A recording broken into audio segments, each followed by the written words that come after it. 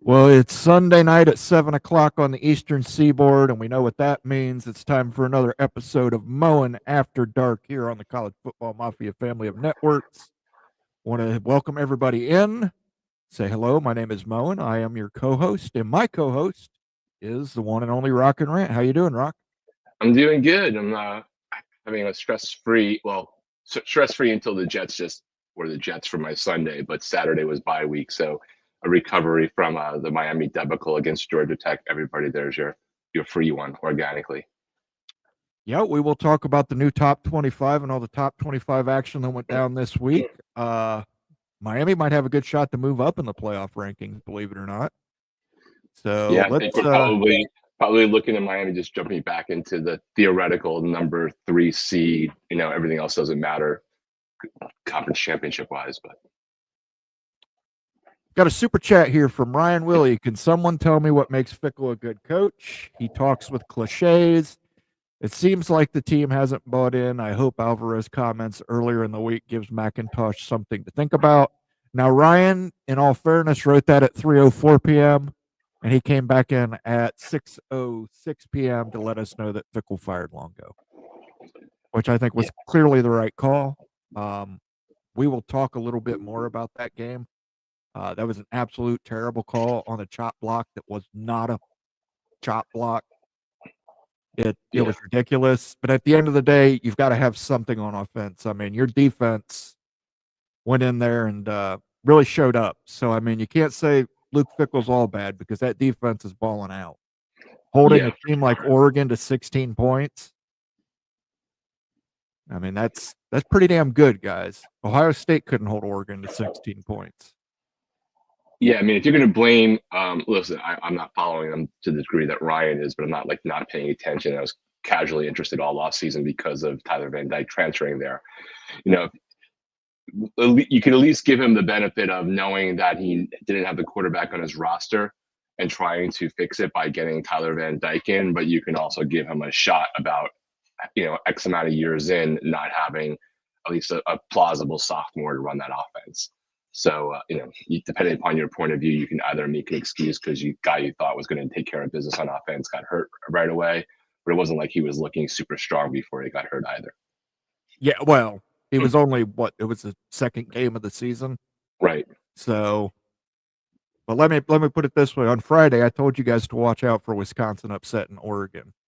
What happened? Oregon went into Camp Randall and they almost got upset. And honestly, I think they should have got upset. That chop block call did a lot to ruin Wisconsin. I mean, it backed them. It took away a first down where they were driving. Their quarterback completed a pass, which is amazing. So took that away, backed them up 15 yards, forced a punt. Oregon starts on the 40-yard line in Wisconsin territory. So did a lot of damage with that call. But we'll get into a deeper discussion on that. Let's go ahead and bring up the new top 25. Pull that up here. There we go. Top 25. And edit stage. So Oregon stays at number 1. Ohio State, big win over Northwestern at Wrigley Field. They hold at 2. Texas with a victory holds at 3. Penn State at 4. Indiana at 5. So this week's matchup between Ohio State and Indiana will be Ohio State's third top 5 matchup of the season. Loss at Oregon, win at Penn State. Then we have Notre Dame, Alabama, Georgia, climbed up to 8 after their big win over Tennessee. Ole Miss, Tennessee falls to 10. The U is in there at number 11. Then at 12, you have Boise State. And 13 through 15, you've got SMU, BYU, ATM. Then Colorado, Clemson, the Army Black Knights, the South Carolina Gamecocks. The Tulane Tide, Green Wave, excuse me, not Tide. 21, that wrong Arizona Sun Devils logo. I hate that logo. Put the Sun Devil back on there, guys. 22, the Iowa State Cyclones. 23, UNLV. 24, the Fighting Illini. And 25, the Washington State Cougars. What do you think of this top 25? Yeah, there's it's the matchup between or the correlation between this and what wound up coming out from the college football committee's playoff last week was pretty close, plus or minus 1 or 2 spots here or there. So probably a good indication of what we'll see, taking away the conference champion presumptions sides. There's inconsistency here. There's inconsistency about how the committee applied everything.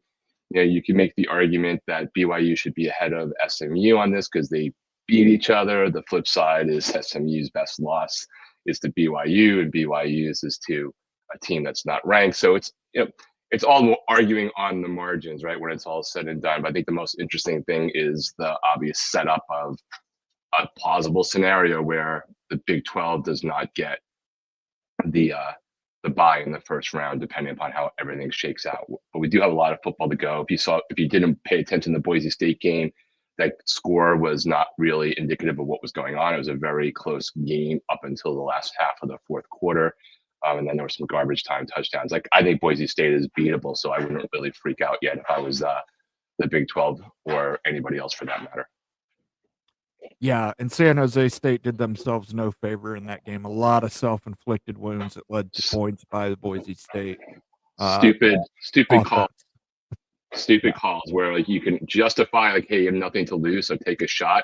But if they played a little bit smarter on 2 specific plays, the game could absolutely have been a little bit different. Yeah, definitely. Let's talk a little bit about the games this week. We will go ahead and let me pull this off the screen here so you can see our bright shining faces.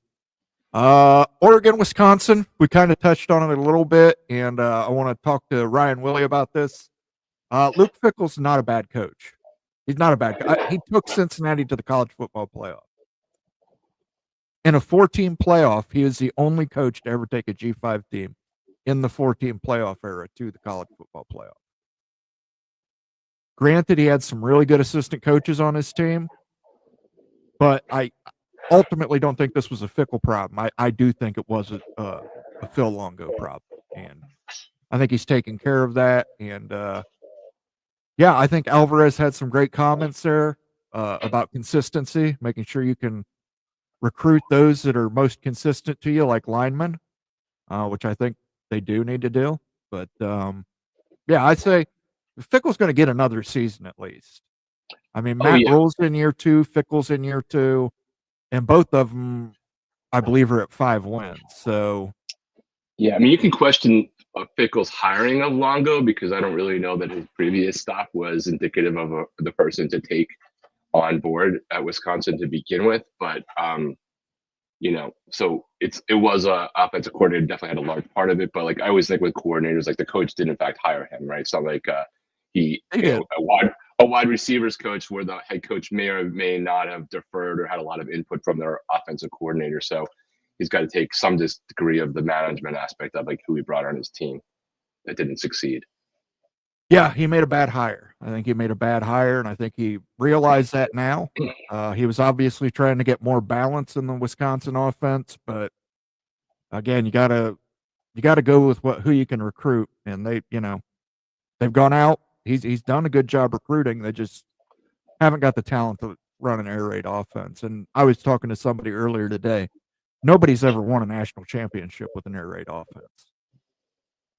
Parts and pieces of an air raid offense and a spread style, maybe, but not a pure air raid offense. Never happened. So let's say hello to some people. Thank you for that super chat, by the way, Ryan. Nathan Campbell's here. Good to see you, Nathan. Bob Swanger's in the house, a valuable member. Thank you, Bob. Daniel Gygax is here. Hi, everyone. Good to see you, Daniel. For West Virginia. Yeah. Ryan Willie was not surprised Longo got fired. Tony Lawson said Ducks rule. Okay. 14.5-point favorite. They didn't cover. How about the PI in the Nebraska game? Yeah, there were lots of bad calls yesterday and big games. Tennessee, Georgia had some a phantom face mask there that Daniel Gygax is shocked the Jets would underperform in an NFL game. Jets are the kings of the offseason. Army will eliminate the Big 12 from CFP if they beat Notre Dame. Would hate to see it. I don't think Army's beating Notre Dame, and I But hate Notre Dame. we can We pray. can hope. We can We hope. can hope and pray. Thoughts and prayers, guys. Send your thoughts and prayers right now. Caleb Ramirez is in the house. Good to see you, Caleb. Hope you're doing well. Tony Lawson has a good feeling about the Cornhuskers in their next game. A lot of people had a good feeling about them this week. It didn't help them at all. They are still not bowl eligible. This will be, I believe, year number 9 since they played in a bowl game. And didn't I see a stat that they haven't won a November game in 2 years? Yeah. So, I mean, I don't know, Cornhuskers. But USC, got to give them credit. Big one yesterday. Of course, the spread was 8.5 and they won by 8. But big one for USC regardless. Wait, there's no Big 12 team in the top 12. There is not after BYU tumbled this week. They lost to the mighty Jayhawks of Kansas. The Jayhawks put a stake through the Mormon vampires. Tony Lawson says, good job, Illini. Dylan Raiola belongs in a psych ward. He'd be the highest paid guy in a psych ward. Forget the bye. Big 12 is in jeopardy of missing the entire college football playoff. I don't think that's going to happen. Yeah, that seems. I mean, it's possible, but it would be extremely unlikely. Wake Forest lost. They did. If Fickle was any good, he'd be at Columbus, probably. But look, Urban Meyer was available. They took Urban Meyer over Luke Fickle.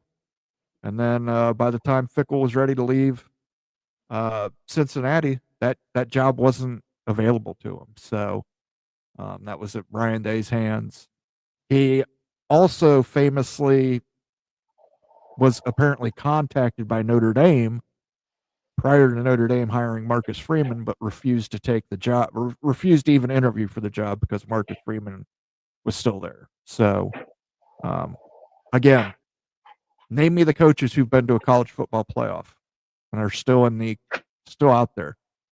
Dabo Sweeney, Luke Fickle, Kirby Smart, Ryan Day, Jim Harbaugh's gone. Kalen DeBoer's still available. Steve Sarkisian's still out there. It's a very short list of people. Wisconsin should give Fickle a 10-year extension. Yeah, I think they should have got that when he won the Axe. Leroy Wicks. Good to see you, Leroy. Haven't seen you around here before. Notre Dame loses to Northern Illinois at home and is in the top 10. It's all fixed and corrupt. Yes.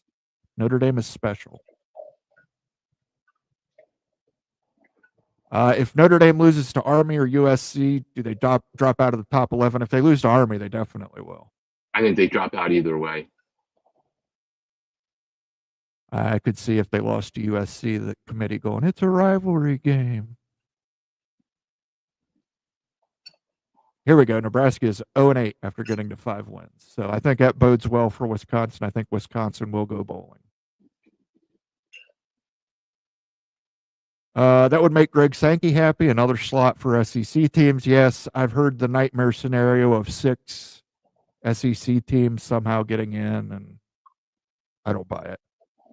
What's the matter? You're not impressed by the cupcake week to make sure that you can go in rested into the playoffs and what have you? We're going to say hello to one more person. We're going to get back into it because I do want to talk about the Georgia-Tennessee game. Felt all week Kansas would beat BYU. Funny thing is, I think ASU beats them also. You might be right. I don't know. Is that game in Tempe? I think if that game's in Tempe next week. Or no, wait, they play Colorado this week. Yeah, I think Kansas Colorado plays. Yeah, okay. And it's in Kansas. I believe that's in KC. Okay. At Arrowhead. Biggest enemy of ND right now is SEC. Biggest ally of Notre Dame is the Big 12. I still don't see them getting 5 or 6 SEC teams. Just don't see it happening. But speaking of which, we move on. The Oregon-Wisconsin game, like I said, I was pissed off about that. Phantom chop block, what are you going to do? Ohio State did not look great against Northwestern for the first half. or I should say the first quarter in 2 minutes. Then they went and rattled off 21 unanswered or 31 unanswered off points. I do want to call out number 6 on the Northwestern side, a young man named Fitzgerald. I don't know if you saw the clip, Rock. I don't have it on me. Gator rolled Jeremiah Smith after the tackle was made and continued to try and twist his ankle. That young man has since deleted his Twitter account. I guess people were calling for the Big Ten to suspend him for it. So I did not see that clip. I wasn't actively paying attention to that game for the obvious reasons. There were a few other games that it was more interesting to me. No, I had it on like the $4, but I didn't see like the specific play. So, if there's playing hard, there's playing tough, there's even like playing on the edge. But if like what you're saying is what happened, that's just kind of weak. yeah, it's dirty football. We don't need that. But yeah, Ohio State continues to roll. Now we've got a top 5 matchup with Indiana next weekend at the Shoe. Should be fun. And then number 3, Texas, went into Arkansas, and Arkansas was playing on the long grass this weekend. Don't know if you happen to see how long they had the grass in the stadium. I did, and Texas remains extremely unimpressive to me. Like in reality, not on paper, not what their potential can be, but they played with their food in Arkansas, and they could have lost that game. Yeah, they could have. I think it was smart by Arkansas to let that field grass grow a little long to slow the Texas offense down. Then we had Penn State at Purdue. This is not a shocker. Penn State wins 49-10. All I can say about this is they scored 4 more points than Ohio State did last week, but Ohio State did not let Purdue score on them. And Purdue falls to 1-9, probably the worst team in the Power 4 conference. We mentioned on the Big Ten Mafia show all the time, probably the worst team in the conference. So, did you watch any of that? Because I didn't. No, I caught a little bit of it just to see whether there was going to be any more to just see how Penn State looks generally, as opposed to like any question about the game. Another school that was getting shots left and right all week from the propaganda SEC network of hosts and co-hosts across the board as they try to start to politicking earlier, so they can figure out a way to snub conferences and not just one team. And then we had the Kansas Jayhawks traveling to Salt Lake City to play the BYU Cougars. Late game score from Kansas. Devin Neal touchdown puts Kansas ahead off of a special teams play. I haven't spoken to Bomber. I saw some of his tweets on Twitter. Obviously, still not happy with the play calling. Is what it is. BYU's undefeated season comes to an end. Kansas has a big matchup this week. You talked about it a little bit. I was not shocked by this. I picked Kansas. Not at all. I thought the Kansas BYU would win. Yeah, I mean, depending upon what day it was, my pick on that game changed. So things that were earlier in the week, like our picks, I think I picked BYU. Later on, I had a different feeling. Vegas knew something. When you see a team's undefeated and Kansas goes in with their record and they're only a dog by 2.5 on the road, Vegas also has a pretty close line for the game against Colorado with Kansas. So there must be seeing the talent breaking through just a little bit late in the season to do what Kansas was hoping to do before the season started, but wasn't exactly shocking at all. Yep. Want to finish strong. That's an important thing. Then we had number 7 Tennessee traveling to Georgia. And did you happen to catch any of this game? I watched all of it, and it was kind of underwhelming towards the end there. Did you hear Kirk Herbstreit and Chris Fowler basically deriding Tennessee throughout that game?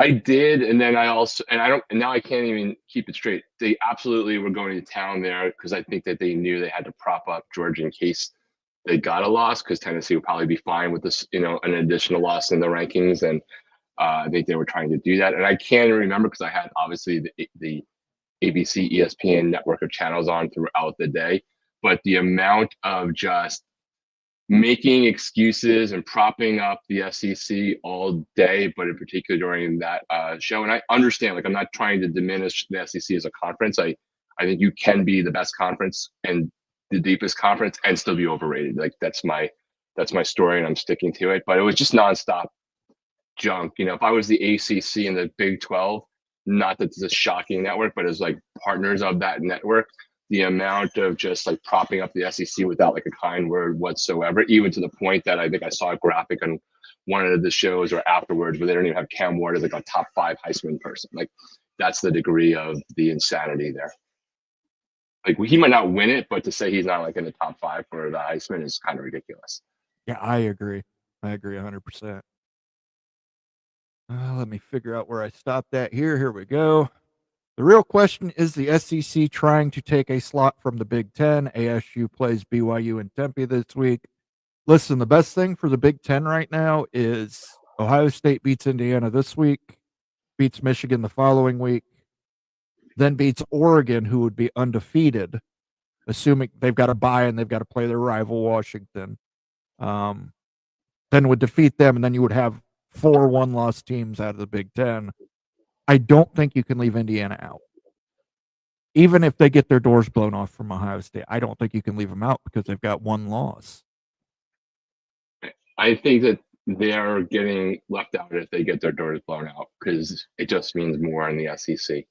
Yeah, I don't think they'll host a game, but I don't see them taking them out of there for a 2-loss.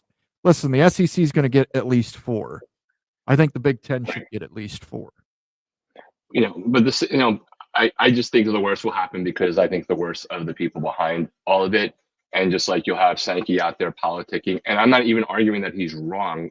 My issue would be the inconsistency of, hey, an SEC team that gets whatever number lost if they lose the championship game shouldn't be penalized, but in the same breath, they won't say the same thing for other conferences, right? So the Big 12 sort of took themselves out of that potential scenario, but it's not out of the question that before you get to the ACC championship game, as an example, and it's that you could have both the SMU and Miami in the top 12, even if it's towards the back half. And I kind of would bet a lot of money that corollary of teams that lose championship games shouldn't be eliminated if they were already potentially going to be in, but that will only apply for the SEC. Yeah, I think it'll resolve itself. I mean, I think the Big Ten will resolve itself. I think the SEC will resolve itself. We know the Big 12 is going to resolve itself. Right. ACC, that could get a little hairy there. Clemson is still within the realm of possibility of making the championship game.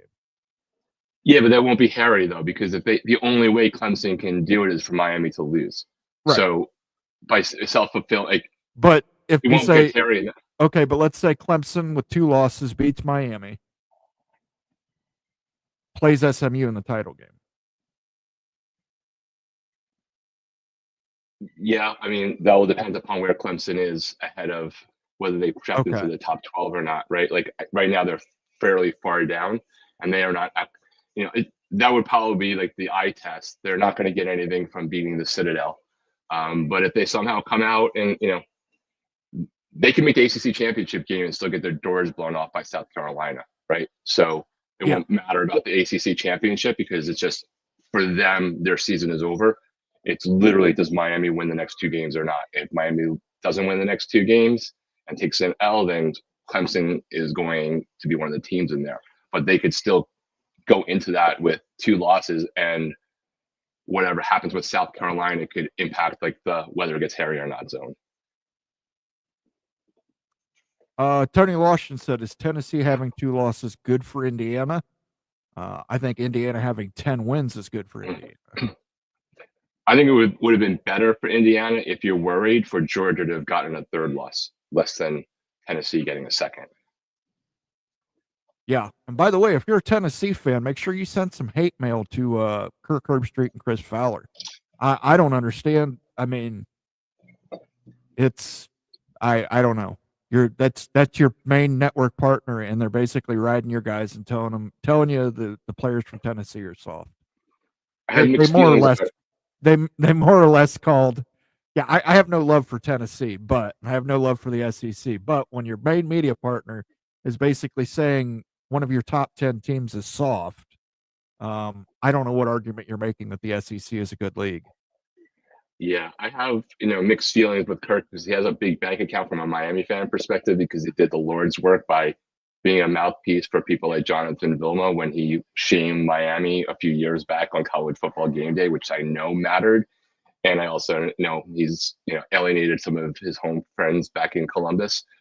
But he's dog aside, he's definitely had moments of taking some big withdrawals from that bank account over the last couple of years. Oh yeah, Kirk Herbstreit has a long record of getting people fired. So just look it up if you think Kirk Herbstreit's a good guy. He's not.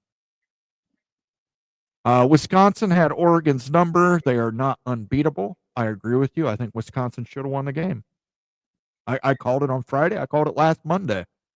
I thought this was Wisconsin's breakthrough game. It just didn't happen. Brett Taylor, 4 SEC teams is a lock. 5 is a lock if Notre Dame falls out. Again, I don't think Notre Dame's falling out. I can't see him dropping a game to Army and USC. I think they're going to lose to SC personally. I do. I think it would just. I think they're losing to SC on the road. I don't think I would think that if they were going there. I don't even think it's wishful thinking, though I clearly despise Notre Dame. But another game in hand for SC, I believe, before they with their new quarterback. I think they made some improvements there. We'll see what happens in the learning curve. Those quarterbacks, Yeah, I think they've got UCLA. Fast. UCLA is who they have next, and UCLA is on the up. I mean, yeah, they can't take UCLA for granted anymore. Take the Hoosiers 11.5. So I guess that's a spread for Saturday. We wait until Tuesday before we pick spreads though, because there's usually some movement on Monday. Keep Chopping says, Brett, nobody Big 12 at ACC are locked in as one bid leagues max. Yeah. We kind of talked about it a little bit. Those 2 automatic qualifiers for the ACC and Big 12 are looking really good right now. I think the Big 12 is definitely locked in as a one bid league. I think the ACC is extremely likely to be locked in as a one bid league. Do you think a 2-loss, let's say Miami wins out, do you think a 2-loss SMU gets in? I think it depends upon what other dominoes fall, right? How close that game is. If they're both playing really well at a high level, the thing that just annoys me about all these other conversations is if SEC gets upset by if somebody loses to Arkansas, it's a deep league. If Stanford throws off Louisville, then all of a sudden there's no value, right? Like anybody else gets upset, it's okay. It's a bad thing, but if it happens in the SEC, somehow it's spun as it's just so deep. Just means more. Deep. Just means more. Yeah, it's interesting to me. It's very interesting to me. I would say if let's say Miami wins out, play SMU in the title game, BYU wins out, Big 12 champion. Are you going to really penalize SMU who lost to the Big 10 champion or the Big 12 champion and the ACC champion over a 2-loss SEC team that might not have lost to any conference champions? Well, again, only the SEC, conference loser in the championship game should be saved. Everybody else, it doesn't matter because it just means more in the SEC. Okay, what I thought. Wisconsin goes to Bama, Michigan, Indiana, Minnesota, and Oregon next season. Yikes.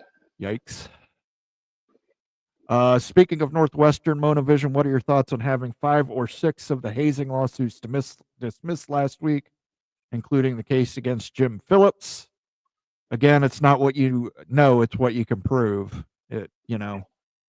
When it comes down to he said, in this case, it's what can you prove? I think Rhett Latchley is the best commissioner the ACC has ever had, and he only had one press conference where he tried to do that job.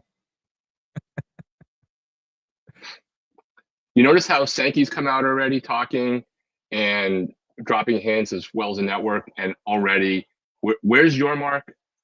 Especially now, like your mark should be saying something this week.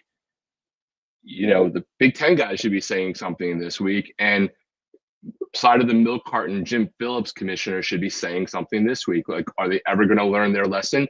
Even if it doesn't really matter, even if there's no influence optically after getting destroyed perception wise over the last few years. And, as much as a Miami fan, FSU suffering is good on one hand, like for the team.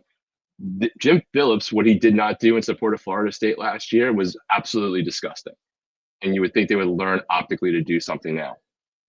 And you bring up a great thing here, and I wanted to share this. Speaking of Miami and Florida State, seems appropriate. Just to show you guys kind of, and I'm not trying to dig on any fans, or FSU fans. Crazy stat with Mississippi Valley State's 24-21 win over Florida A&M University.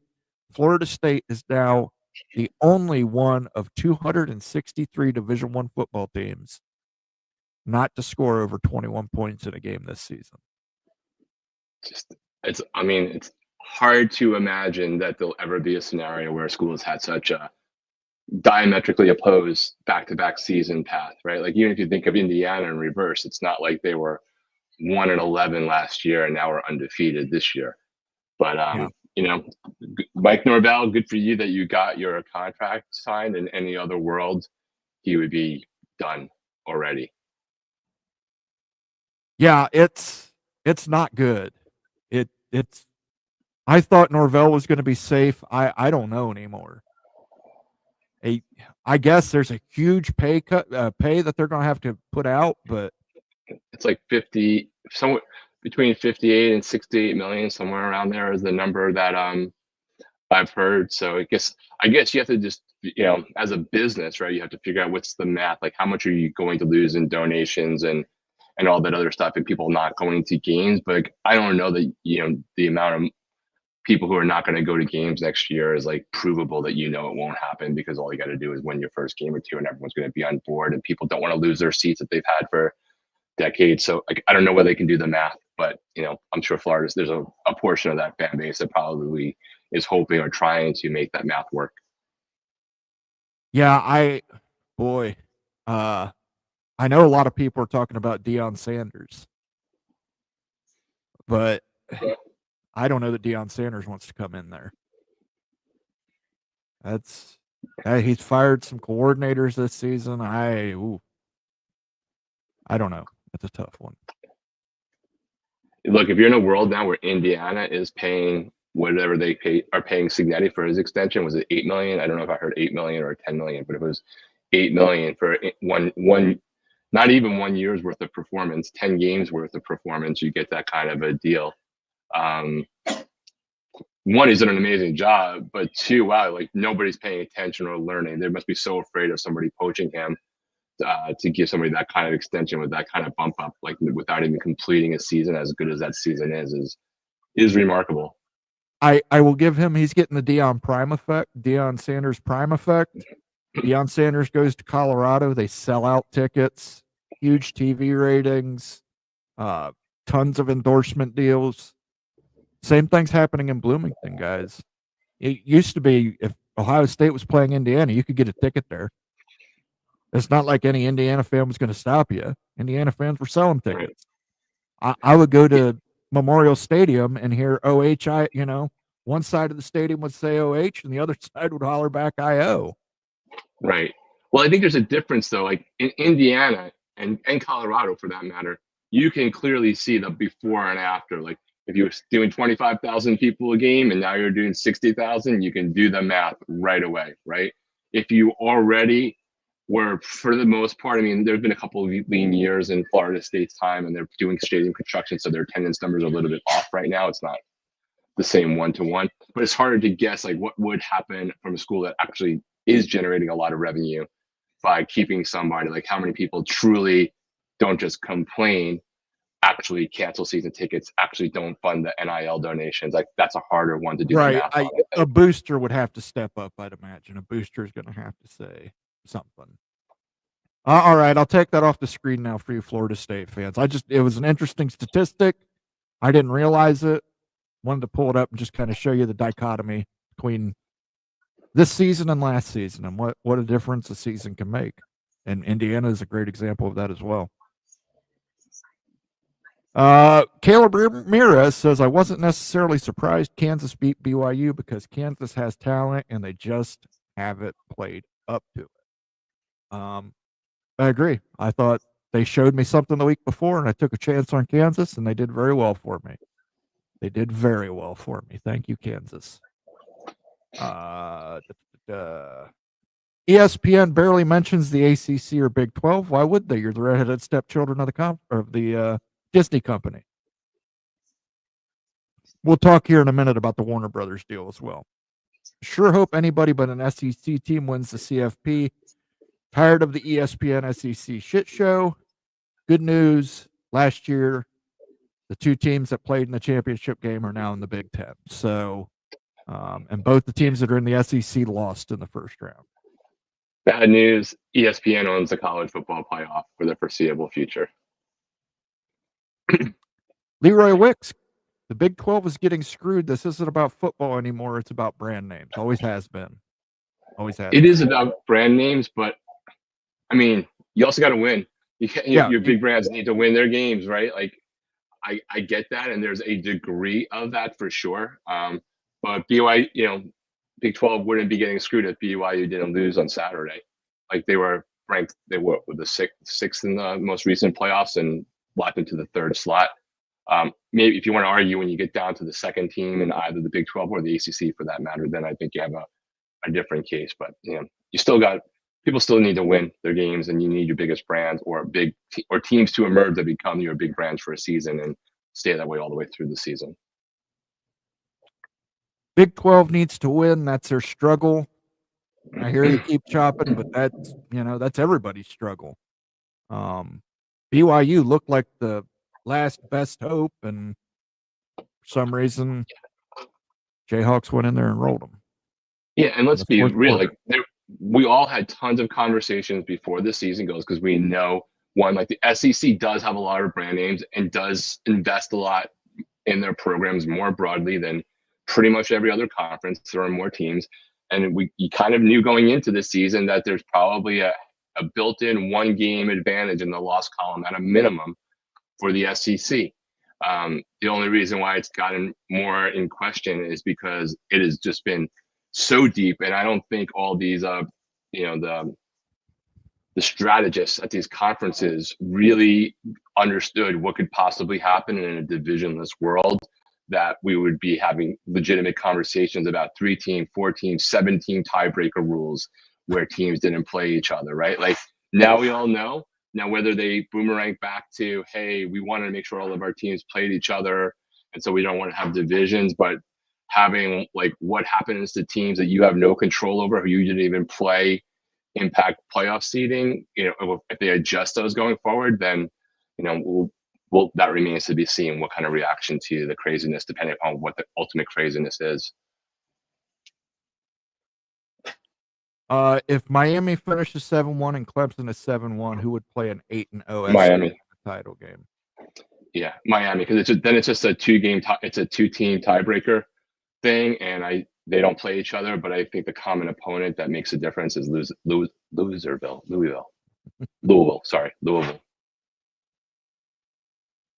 Freezing their ass off in 55-degree weather. Yes, that was one of the things that Kirk Herbstreit brought up.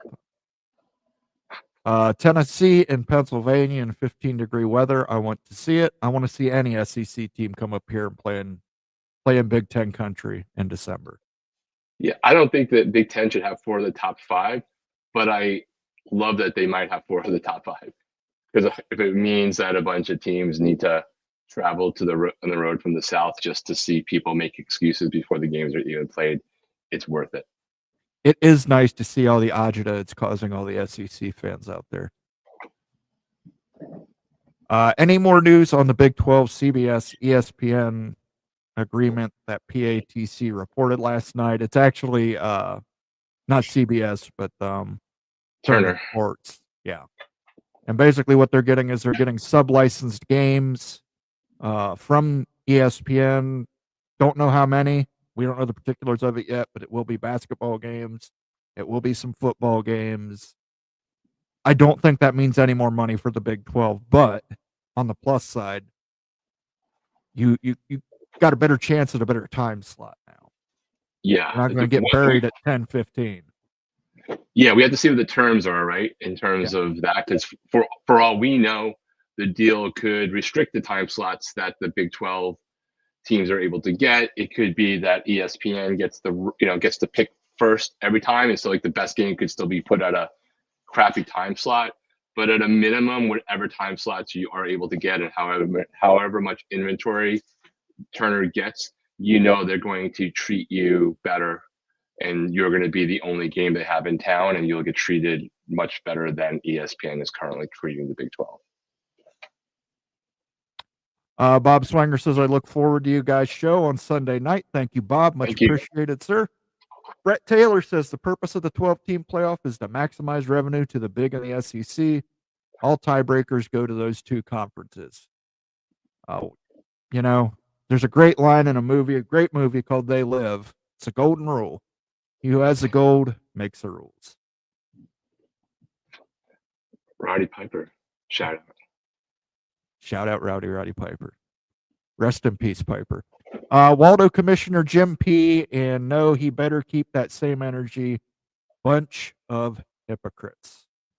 That same energy as in no energy? I think he's saying Waldo Commissioner as in where's Waldo? Like I said, the last time I saw him was when I got milk at the supermarket. Yes, there's actually a town in Ohio named Waldo that is famous for fried bologna sandwiches. And there are like 4 places in Waldo that all claim they invented it. So it's like Philly with cheesesteaks, only it's like a dot of a town. So Florida State should have played in the finals last year. Don't disagree with that. You're absolutely right. Completely agree. No hating here on that one. The Chad says we love being unprecedented. I don't think that's how Florida State wants to be unprecedented, but this season you got to take what you can get. Buffs are playing good, but can play better. It felt really good smacking Utah after losing 7 in a row. KC going to be fun. That's at Arrowhead, isn't it? It is. And just real back on the Florida State thing, I know we have to do the numbers. Maybe you started working on it, but even with Florida State being down and actually dragging some schools' TV ratings down, I believe that my preseason prediction, not in the way that it's happening, that Miami, Florida State, and Clemson alone would exceed 50% of all the ACC total Nielsen measured ratings is still on track, despite them being lower than normal, because the brand still matters. You want to take back your statement that Purdue is the worst P4 team, and I'm an FSU fan. I will not. I think Florida State could score 21 points on Purdue. I think it can happen. Also, I think it's relative. Purdue is one of the worst programs. Florida State's having a terrible year. Yeah. They're having a down season. Purdue's just having a season. Y'all going to make me keep defending Florida State tonight. $63 million buyout for Mike Norvell. God bless him. I really wonder if Norvell was really, I wish we knew the truth. Was Norvell really offered, was he really the first choice of Alabama or not, right? Because we hear, depending upon who you hear from, there's a world that says he was, and there's a world that says he has a really good agent. That's what I've heard as well. It was the agent put out rumors about all of them. He was the agent for Dan Lanning. He was the agent for Mike Norvell. He was the agent for Kalen DeBoer. I forget the 4th person that they mentioned for the job, but he was his agent, Lane Kiffin. He was Lane Kiffin's agent as well. And he was basically putting out all these rumors about all of them to get everybody a huge payday, which they all got. Before you move on, since you invoked it, 2 questions for you on Dan Lanning. What did you think about his strategy in that game that with what was it, the fake field goal? Fake field goal at the I get where he's coming from. Hey, I can kill the clock here if I make it. But you've struggled mightily. Wisconsin hasn't been blowing your doors off offensively. Take the field goal and trust your defense. I mean, if I'm one of his defensive players, I'm taking that as a personal affront. You're saying that we can't stop Wisconsin from going down and scoring a touchdown? And did you get wind of granted, they're only rumors, so whether they're legit or not, but people speculating about landing and NFL aspirations? I think if he wins the national title this year, he would definitely do it. I think even if he maybe gets to the finals of the college football playoff, he would do it. So you don't Assuming believe him to be a lifer in college who's got his dues No, based on his no. He doesn't want to be the Nick Saban of Oregon. I assume that he would probably take the Dallas Cowboys job. That's a great job. I know you still got to deal with Jerry Jones, but he won't live forever. No matter how many versions he continues to sacrifice. But yeah, listen. I mean, obviously, Deion Sanders is also getting mentioned for the Dallas Cowboys job. And the only way I think that happens is if Dallas trades up to get the number 1 overall pick and Deion's allowed to choose his son. So I wonder if we can read any tea leaves into where there was both a flip and a flip for USC today, where they lost one 5-star quarterback and then replaced him with a 5 and flipped him to get a 5-star quarterback. The one who just decommitted, the 2 main schools that people were speculating about are Colorado, I think Georgia also, and maybe a little bit of interest in Indiana. I wonder if he winds up going to Colorado, if that's the indication that Deion is really actually staying, or if it doesn't really matter, because if something comes calling, whether it's the Cowboys or off chance Florida State, which I don't think is really a real thing, but that he would still leave even though he just brought in somebody like that. Yeah, Julian has made a couple trips to Boulder, and in one of the trips, he did a promotional photo with Shedeur Sanders standing next to him, handing him the crown. Sitting on a throne, obviously, like he's passing the torch. Shedeur Sanders passing the torch to this 5-star recruit. But you might be right. The fact he didn't outright commit today to Colorado, he might be waiting to see what happens. It's my understanding that one of the assistant coaches from Indiana has a very, very good relationship with him. Deion and FSU have an icy relationship. Money has a way of making things warm up. Deion ain't coming to FSU. He's burned way too many bridges. Florida State doesn't want him. I don't know. I think the boosters might want him. I could see Prime at LSU. Yeah, LSU's probably going to be on the market for a new coach. That would be a good cultural fit. That would work as well. I wonder if Brian Kelly's really on the hot seat or not. I don't know. I listen. I just don't think he can get it done. That's why I hope the scheduling agreement gets done soon. I want the Big to show the SEC who's the best conference. Yeah, again, if the SEC wants to start playing 9 conference games and scheduling stronger out-of-conference opponents and not FCS teams the next to last game of the season, then we'll talk. I can't wait to see those kind of things, but it would eliminate, being able to compare with the other conferences. The reason I alluded to Rhett Lashley earlier being the best ACC commissioner is because during his press conference, he just came armed with facts and relative comparisons. And I don't think ultimately it will play out this way, but I guess right now, technically the ACC has a winning record against the Big Ten and the Big 12. They're down against the SEC, but there's enough games left at the end of the season with some of these rivalries that could flip it. I don't think it can actually happen because I think it's probably unlikely that Florida State beats Florida, which I think would be required for the ACC to come ahead of the SEC. But the scheduling agreement would be great for the Big Ten and SEC to figure it out. It wouldn't, obviously takes away the opportunity for the other 2 conferences to also prove it on the field because they would pretty much be blocked from those games. Our friend Illini Ted stopping in. Hey guys, very late, but wanted to come say hi, if nothing else. Thank you, Illini Ted. Illini entered the top 25 again this week. Congratulations to the Fighting Illini. They had a big win. We'll talk successful season already. Yeah, we'll talk a little bit about that tomorrow on the Big Ten Mafia show. We'll get into it. Bring a Southern team up to Minnesota in 10 below wind chill, and you would see some teams get ass whipped from the SEC.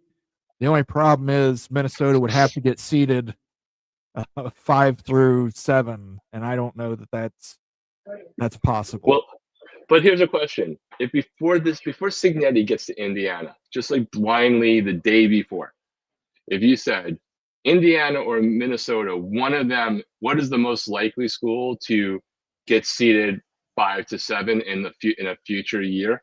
Where would you have gone? Would you have Oh, said I'd have went Indiana? Minnesota. I'd have went Minnesota 100%. 100%.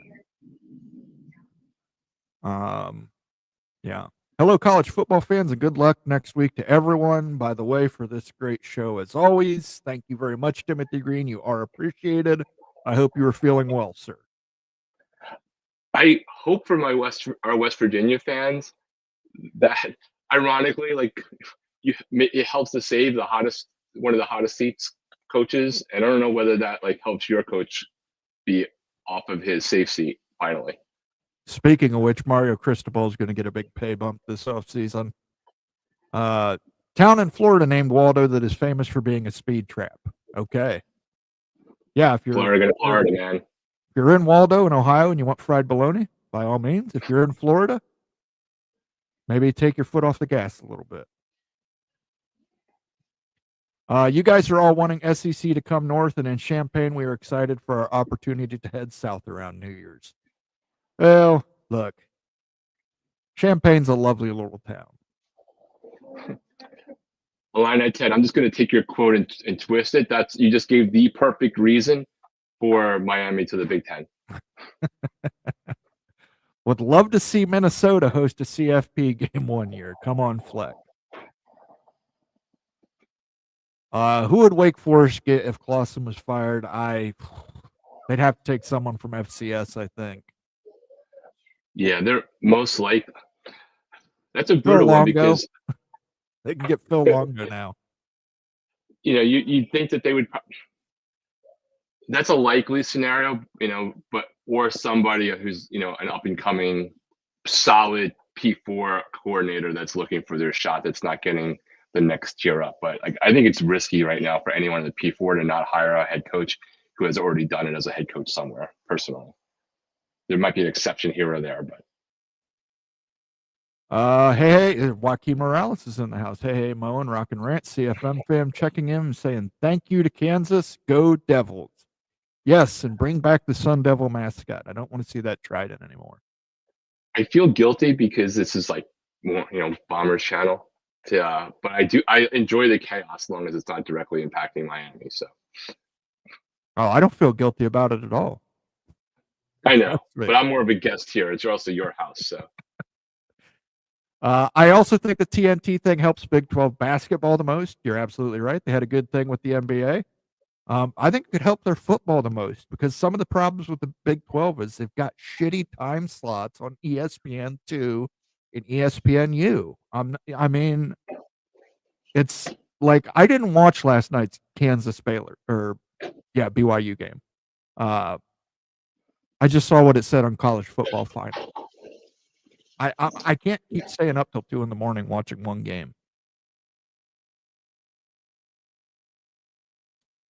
Has a team that has quit like FSU ever got back up to be a rival in history? Any historians out there? Yes. Michigan did it one year. Luke Fickell's year replacing Jim Tressel. Of course, it was a down year for Ohio State, but I believe Michigan had the worst record.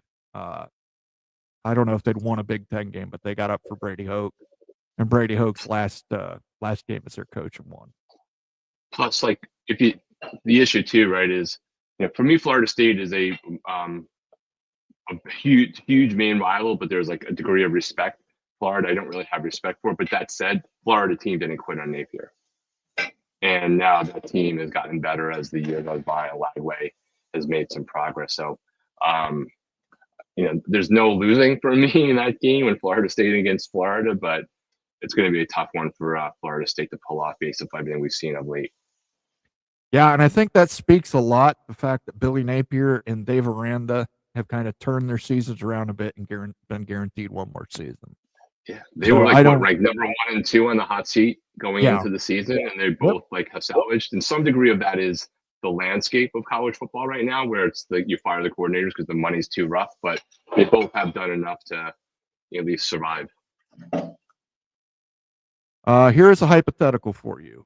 If, and I know it is still a big if, but if Oregon wins and Landing bolts to the NFL, What does it say if 2 straight head coaches bolt after winning the title?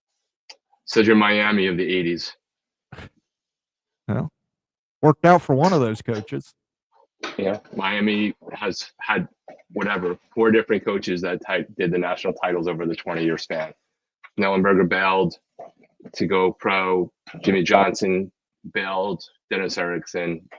Well, he bailed before also knowing that he was bringing the wrath of God down on the program probation-wise, but he also left for another job in the pro. And you could also say Butch Davis as well. I mean, I know he didn't technically, but he assembled that team and put it together. He did.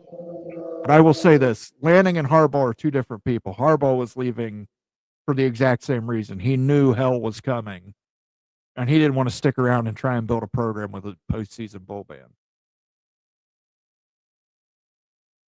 Cignetti is bad news for the Gophers. He's bad news for everybody in the Big Ten. Yeah, like being bad news for the Gophers isn't the goal. The bad news is to be the bad news for the Wolverines and the Buckeyes. That's the goal. And let me say this. He said in his opening press conference, or he said it to his fans, Michigan sucks, Ohio State sucks, Purdue really sucks. And so far, he has beat Michigan. So he's won for. We're going to try and even it up this weekend. Miami at Syracuse will be a tough game. Listen, the best thing for the Miami defense, Kyle McCord is the quarterback for the Syracuse Fighting Orange. Yeah, and it's the Syracuse game, like it could very well be a tough game. I just don't which team is coming. Though I will say the best bet on the board, the most bizarre line this past weekend was Cal being at 9.5 point favorite against Syracuse at home. Like I never got that line to begin with. Is Wake a top tier job? No. I'd say there's G5 programs I would put above Wake Forest. Wake had a moment there with Grove, right, where they were really trending up, but just couldn't sustain it. So I don't think it is. And that's no disrespect. I mean, what that school does with how big the student body is impressive, which is why it's easier for them to compete in basketball. But Grove did a great job there for a long time. Kelly left. Cristobal went home. I'd put Lanning leaving at less than 5%. I don't know. Yeah, again, this could be put out there by his agent. That might be the reason we're hearing it. He wants another pay raise, even though he just got one. ESPN2 is terrible for ratings. ESPNU is a death sentence ratings-wise. Yeah. I think it would benefit them to get on somebody like Turner who would actually promote the games instead of promoting just SEC football. Oh, let's take a look here. Notre Dame, 35-14 over Virginia. Again, I didn't watch that game. I don't like Notre Dame, but I'm not shocked by that result. So shout out to everybody who lost or won because of the backdoor cover there with 16 seconds left. Oh, yeah, I see that. They scored 7 in the fourth. Alabama faced powerhouse Mercer, and they actually let Mercer score on them in the second quarter. They win 52-7. Boise State, we kind of touched on that. That was a much closer game than the score really indicates. San Jose State, a lot of self-inflicted wounds, but Boise State kept rolling. SMU got played a little tough by Boston College there, but they were able to do enough to stay ahead and pull ahead, 1-10. Texas A&M beat New Mexico State. Congratulations, Texas A&M. You're at the top. Arizona State, unranked, goes into Kansas State, beats number 16 Kansas State, 24-14. At one point, this game was 21-0. Does Arizona State control their own destiny? I think they need Colorado to lose to Kansas. I believe. Speaking of Colorado, they absolutely decimated Utah. There were some moments there where it was a closer game. Closer. I didn't say close. Closer.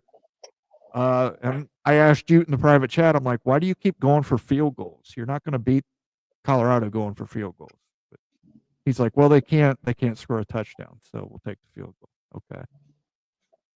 Washington State, with their second loss of the season, lost to the New Mexico Lobos. That was a pretty inexcusable. I mean, good for New Mexico what they did, but Washington State was up in that game. They let it get away. Yeah, and not only that, they still had an outside shot at the playoff. So you already mentioned it, but I'll mention it again. Stanford beat Louisville. That's Louisville, Rock. Louisville. I was told it's Louisville. You have to say Louisville, which is why I just default to Loserville. Okay. Last second field goal. The Stanford Cardinals won an ACC game over their longtime ACC rival Louisville. Clemson and Pittsburgh. This was actually closer than people expected, closer than I expected. I figured Clemson would cover. Well, Pitt scored 13 in the fourth quarter and does not win, but covers the spread anyway. Without their starting quarterback. And their starting quarterback, yeah. And Clemson quarterback kid goes for a 50-yard run with under a minute after Pittsburgh took the lead and ices the game. South Carolina. This game I did watch the last minute of, and that's all I had to watch. I think there were 3 lead changes within the last 4 minutes of this game.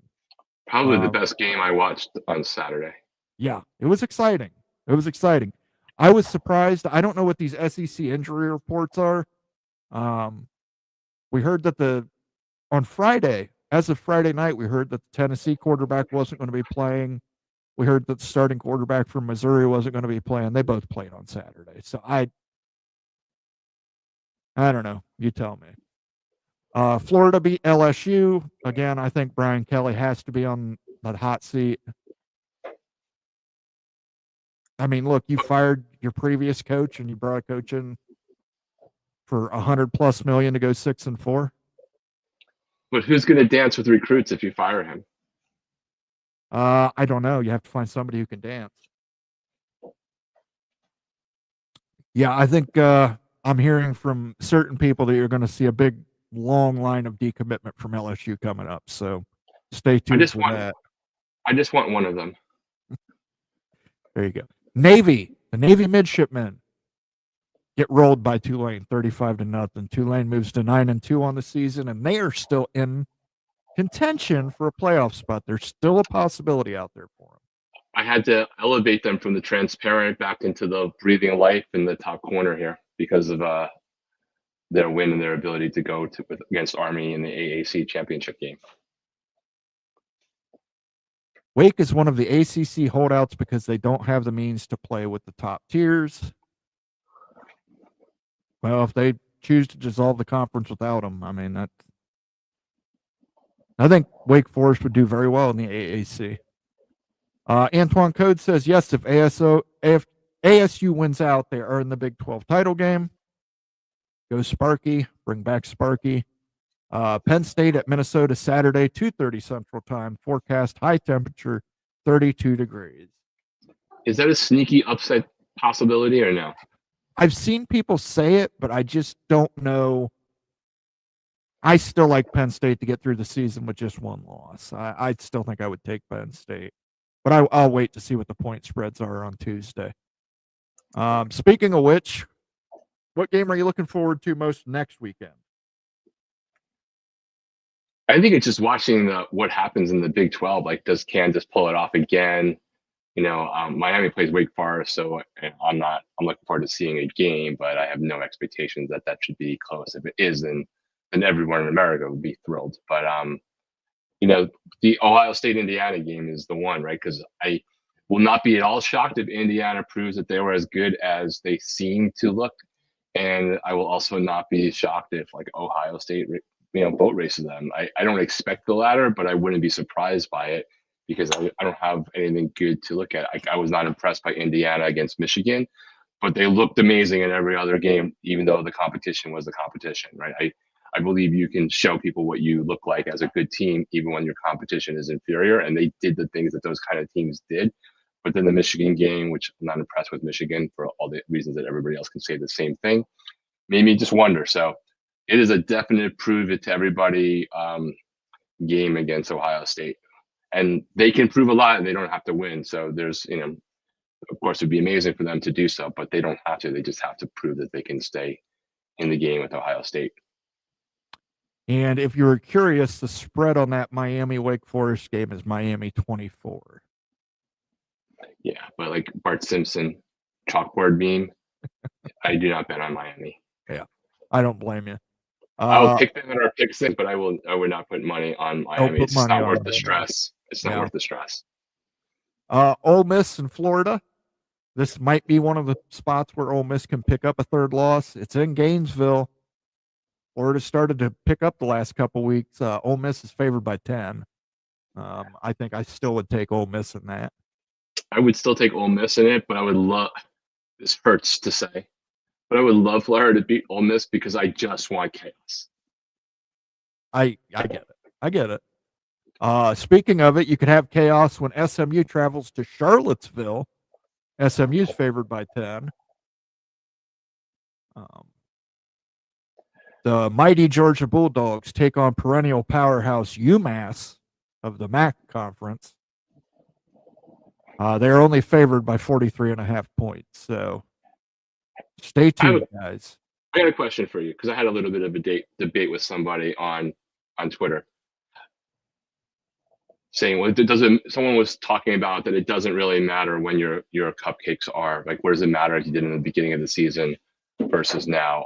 I think it does matter, actually. One, like, it matters for heading into conference championship games, playoffs against everybody else, doing it this way. Like, it gives you a bit of a breather without having a bye week, right? So if you're strategic, you get to work some stuff out, get some people into the games.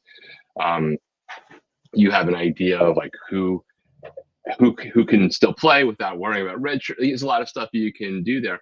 But optically, like, I don't know if Notre Dame was playing Northern Illinois this week, and they would beat Northern Illinois this week. But if like the same outcome happened, right? Because they played a quote unquote cupcake and that upset happened, I think it optically changes a lot for Notre Dame. Like it may not push them completely out of the playoff if they were undefeated heading into that game, but it might actually be the difference on them getting a home playoff game. So I do think that portion of, recency bias exists, I guess is my point. So having a week where you're essentially off and just padding your stats with no fear of losing anything, I think it does matter, even though you're playing the same theoretical teams at different times. Listen, I do it from this reason. You schedule them late in the year, you basically give your starters a chance to rest. Most of these guys play this game right before their rivalry game. Right. I think it's chicken shit, personally. It's chicken shit. Stop playing FCS schools, by the way. You can play FBS schools. Like playing Mercer. LSU losing to UF was a surprise. Absolutely. I picked LSU. I picked Florida across the board. I just smell that one coming. Me versus Echo Chamber says, what's up, gang? Go Black 45 says, going. I don't know where he's going from. Rivalry week has a chance to bring about mass chaos in the CFP if the favorites don't get it done. Let's just hope Ohio State gets it done. For my sanity. Rock's correct. Cupcakes equals bye weeks. And it's important where they're scheduled. MH5 says, hey, Mo, and the Chaos Hawks struck again. Hope they can keep it up in the Big 12. Cue the Joker meme, and here we go. This was the sound you heard playing as we went off the air on Friday.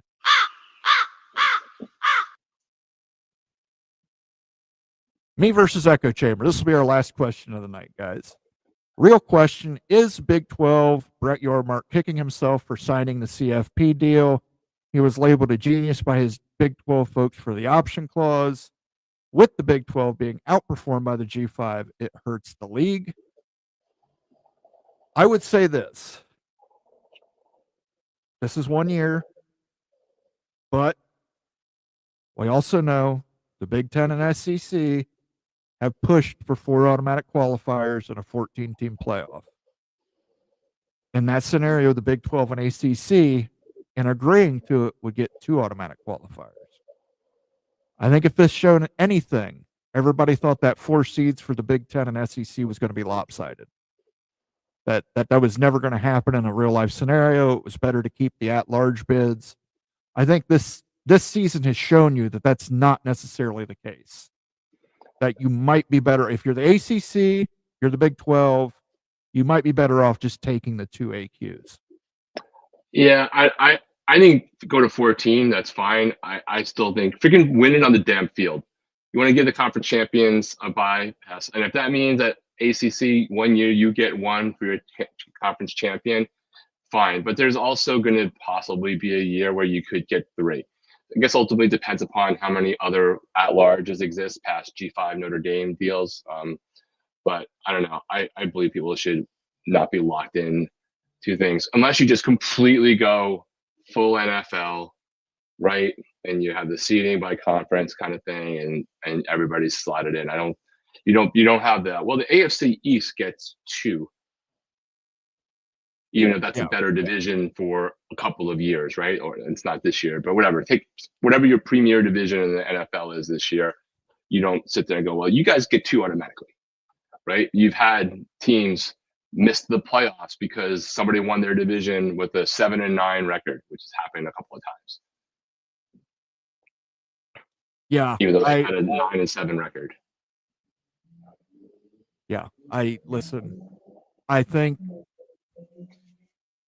14 teams, give the Big 10 4, give the SEC 4, Big 12 take 2, ACC take 2, save 2 spots, guarantee one of them to a G5 with the other one a possibility for the G5. I think that's the best option. I think that's the best option for everybody. I think 2 years from now we'll do this 12 team thing this year, we'll do it next year. After that, let's move to 14. Let's give more automatic qualifiers out to each conference. I mean, I know people don't like to hear it, but yes, the Big Ten and SEC do deserve more automatic qualifiers. It's just because they have more money, they're going to have more successful teams.